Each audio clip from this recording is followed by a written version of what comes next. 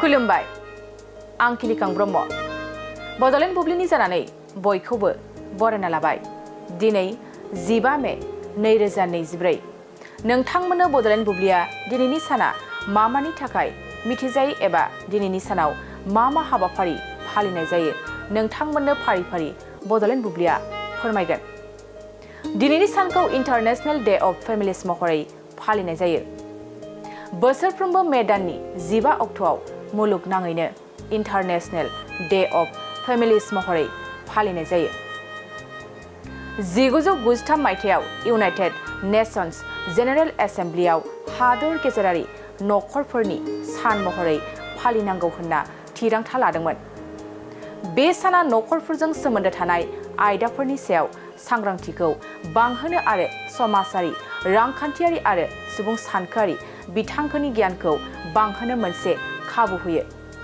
बेनि अनगायैबो दिनैनि सानखौ नेशनेल नाइलन स्टकिं डे, नेशनेल स्ट्र' हाट डे आरो एसफाल्ट डे महरैबो फालिनाय जायो। नोंथांमोननो बड'लेण्ड बुब्लिया दिनैनि सानाव मा हाबाफारिजों मिथिजायो आरो मा हाबाफारिखौ फालिनाय जायो फोरमायबाय। गोजोन्थों।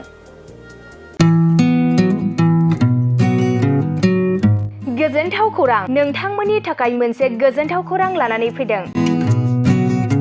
उदालगुरि जिल्लानि सिङाव थानाय डिमाकुसि नोगोराव नोंथांमोननि थाखाय अरदाब दा बड' किटचेन मुंनि गंसे गोदान हटेला गोजोनथाव खौरां लानानै फैदों। नोंथांमोना बे अरदाब दा बड' किटचेन हटेलाव साहा, कफि, आइसक्रिम, फास्ट फुड, आखाइजों बानायनाय ग्रिन टि, न'आव बानायनाय आसार, गाइखेरनि एन्थाब आरो ओंखामजों जेरै अमा, दाउ, बोरमा, साम', खुसिया, अमा गोरान, नाफाम बायदिसिना बर'नि ओंख्रिखौ बे अरदाब दा बड' किटचेन हटेलाव जानो हागोन। अरदाब दा बड' किटचेन हटेला डिमाकुसि सेन्ट्रेल बेंकनि खोलाहा बरुवा रेडिअ' मबाइल गलाजों नांजाबनाय।